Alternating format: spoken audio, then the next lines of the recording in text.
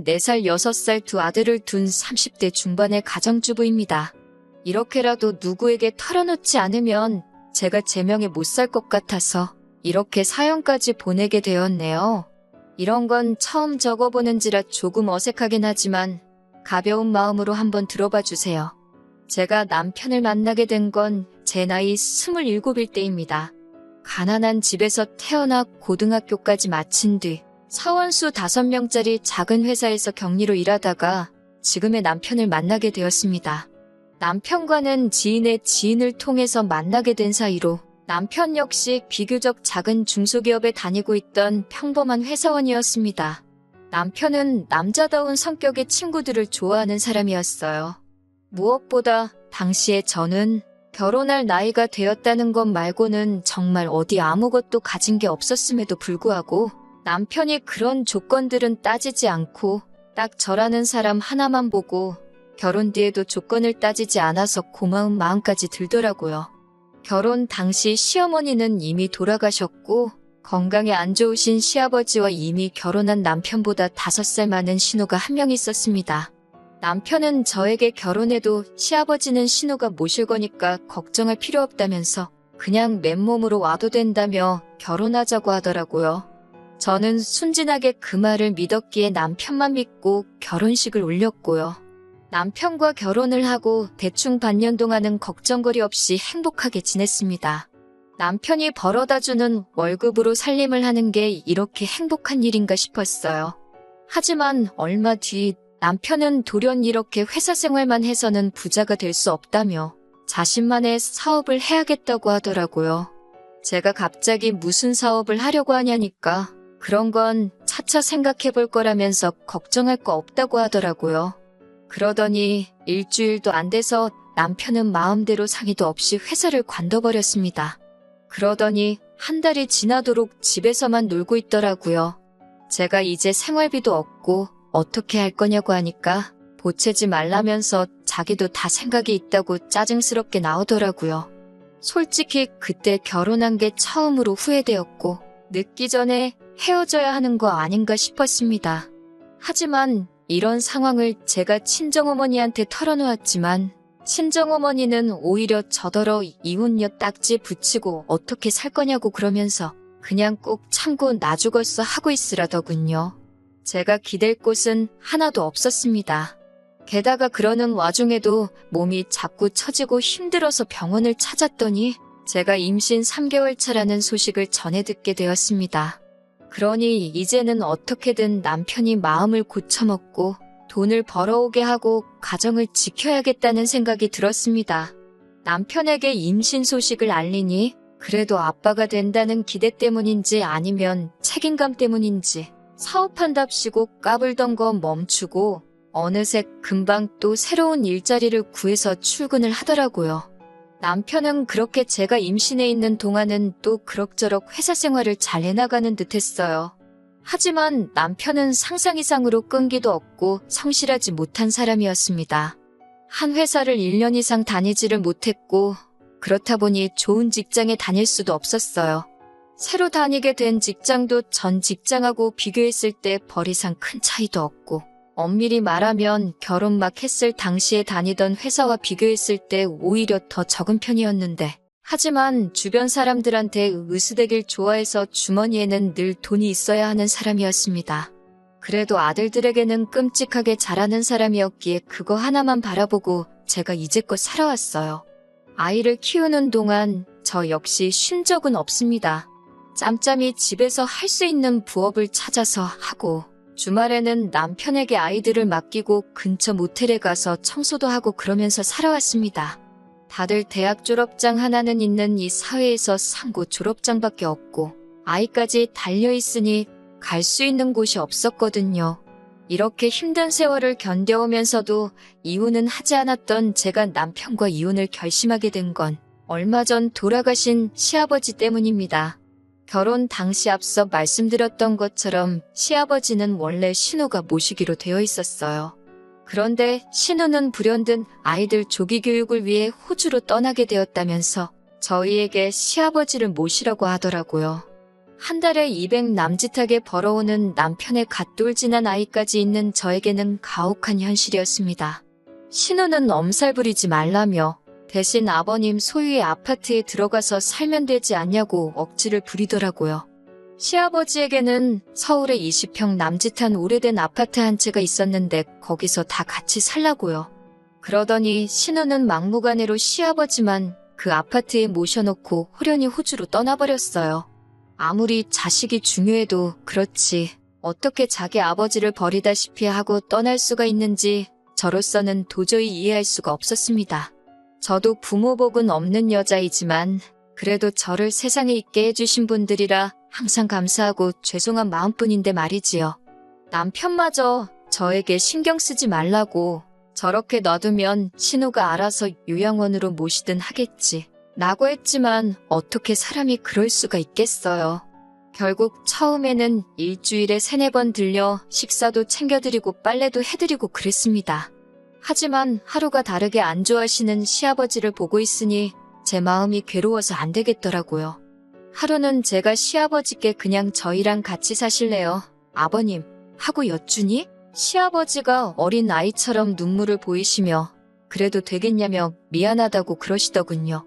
저는 신우에게 연락을 하여 이러한 연유로 내가 시아버지를 모시고 살기로 했다고 하니 잘 생각했다며 며느리도 자식인데 자식돌이는 해야 하지 않겠냐고 하더군요. 그러면서 자기도 먹고 살기가 빠듯하니까 한 달에 20만 원 정도를 보내줄 테니 그걸로 반찬값이라도 보태 쓰라고 하더군요. 솔직히 돈 때문에 시아버지를 모시는 건 아니지만 고작 20만 원 받으면서 신우에게 간섭받게 되는 건 정말 싫더라고요. 저는 그런 돈은 안 보내셔도 되니까 시아버지께 연락이나 자주 드리라고 했어요. 아무리 제가 잘해드려도 며느리가 딸보단 나을 수는 없을 테니까요. 그렇게 시아버지를 5년 넘게 모셨습니다. 사실 저는 친정부모님의 사랑을 많이 받고 자라지는 못했습니다. 친정어머니는 제가 초등학생 때 친정아버지와 재혼을 하신 분이었기 때문에 정확히는 저의 친어머니는 아니시거든요. 저를 미워하지도 구박하지도 않으셨지만 그렇다고 저를 자식으로 사랑해 주시지도 않으셨습니다. 저와 친정어머니의 사이에서 친정아버지는 아무런 역할도 해주지 않으셨고요. 하지만 시아버지는 저에게 참 다정하신 분이셨습니다. 신우가 시아버지에게 이따금씩 용돈을 보내면 아버님은 그걸 몰래 꼭 가지고 계시다가 저에게 얼마 찔러 넣어주시며 티셔츠라도 사 입어라, 커피라도 사 마셔라 하면서 주셨어요. 이따금씩 저에게 앉아서 좀 쉬라며 대신 설거지를 해주시도 하셨습니다. 친구분들과 약주라도 하고 오시는 날이면 꼭 우리 며느리 먹으라며 간식거리를 사들고 오시는 분이셨어요. 그러는 동안 남편은 직장이 4번도 넘게 바뀌었고 적은 금액이었지만 사기를 당하기도 했습니다. 솔직히 아이와 시아버지만 아니었다면 당장이라도 이 집구석을 나가고 싶다 생각한 게 하루 이틀이 아니었네요.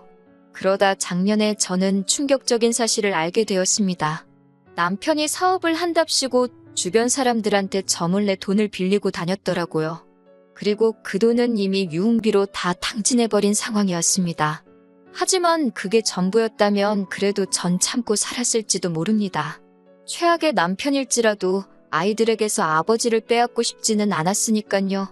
하지만 남편은 저 몰래 제가 아이들의 교육을 위해 모아둔 돈까지 이미 손을 댔더군요.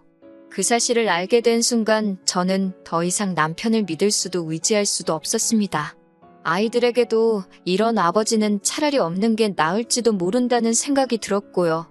하지만 헤어지면 애들은 어떻게 키우나 싶어서 이혼을 결심하기가 너무나 힘들었습니다. 그렇게 며칠의 시간이 흘렀을 무렵 시아버지가 저에게 하실 말씀이 있다고 하셨어요. 제가 무슨 일이냐 여쭈니 그동안 못난 남편의 못된 신우 때문에 고생이 많았지 라며 저에게 위로를 해주셨습니다. 평소에도 늘 저에게 고맙다, 사랑한다 말씀해 주시던 시아버지셨지만 또 그렇게 위로를 해주시니 눈물이 왈칵 쏟아지더군요. 저는 아니라고, 괜찮다고, 그런 말씀 마시라고 했지만 시아버지는 별 볼 일 없는 집에 시집와서 고생만 한다며 저에게 몇 번을 미안하다고 하셨습니다. 그러더니 당신이 저한테 참 많이 의지하셨다면서 저에게 이 집을 주고 싶다고 하셨습니다. 낡은 아파트지만 그래도 저만 괜찮다면 주고 싶으시다고요. 솔직히 순간 많은 생각이 들었습니다. 아무리 그래도 시아버지 하나뿐인 재산인데 그걸 제가 받는 게 맞는 건지, 동시에 그거라도 받아야 애들을 위해 좋지 않을까 그런 생각이요. 시아버지는 마치 제 마음을 읽기라도 하신 듯 이거 받고 우리 아들하고 헤어지라 하셨어요. 이 아파트 하나 있으면 그래도 혼자 애들 키우고 살만할 거라고요. 저는 시아버지께 정말 죄송하지만 그런 감사한 마음으로 받겠다 하고 그렇게 시아버지는 아파트 명의를 제 이름으로 바꿔주셨습니다. 물론 남편이랑 신우는 이 사실을 꿈에도 몰랐을 겁니다. 그리고 얼마 전 시아버지가 간암으로 돌아가셨습니다. 평소에도 지병이 있으심에도 불구하고 약주를 즐기셨거든요. 돌아가시기 며칠 전 병원에서 아무도 없을 때 시아버지가 저에게 말씀하시더군요. 당신이 간암인 걸 아셨을 때는 이미 손쓰기 어려운 상황이었고 저에게 꼭 뭐라도 해주고 싶으셨다고요. 그러면서 당신 돌아가실 때까지 며느리로 있어줘서 고맙다 하시며 이제 자유롭게 살라고 하셨습니다. 저는 시아버지 손을 잡고 정말 펑펑 울었습니다. 그게 시아버지와 마지막 추억이 될 줄은 정말 몰랐네요. 시아버지가 위독하시다고 몇 번의 연락을 해도 꼼짝도 안 하던 시아버지가 돌아가신 후에야 한국에 왔더군요. 호주에서 스시집을 하는 신우는 가게를 비울 수가 없었다며 시아버지도 다 이해하실 거라 했습니다. 그러면서 누가 묻지도 않았는데 자기는 딸로서 할 만큼 했다면서 이제 슬슬 재산 정리를 하자고 하더군요. 남편도 깔끔하게 아파트는 팔아서 누나랑 나랑 반반 갖자 하는데 두 남매의 대화를 듣고 있자니 정말 욕이 절로 나왔어요. 돌아가신 시아버지가 이런 이야기를 들으면 얼마나 슬프실까 싶었기에 저는 적당히들 좀 하라고 처음으로 크게 소리를 쳤습니다. 그러자 신우가 저더러 아니 돌아가신 건 우리 아버지인데 왜 남이 난리냐며 피 한 방울도 안 섞였으면서 오버 좀 하지 말라고 하더군요. 저는 이런 인간들과 더 이상 가족으로 살 이유가 없다는 걸 뼈저리게 깨닫게 되었기에 오랫동안 서랍 속에서 간직했던 합의 이혼서를 남편에게 주었습니다. 그러자 남편은 이제 짐도 사라졌는데 뭐가 불만이냐면서 저더러 지금 이혼하면 위자료고 뭐고 없다는 거예요. 자기 딴에는 시아버지 아파트 판돈을 제가 탐낼까 걱정하는 것 같았습니다. 저는 속으로 남편이 너무 한심했지만 남편에게 위자료 필요 없으니까 애들 양육권만 넘기라고 했어요. 그러자 남편은 좀 갈등하는 눈치였어요. 제가 애들 보고 싶으면 보여주겠다 하니까 신우는 야, 애 있으면 재혼도 못한다더라 하면서 애들 그냥 지들 엄마더러 키우라고 하라며 한 소리 거들더라고요. 그렇게 남편과 저는 이혼을 하게 되었습니다.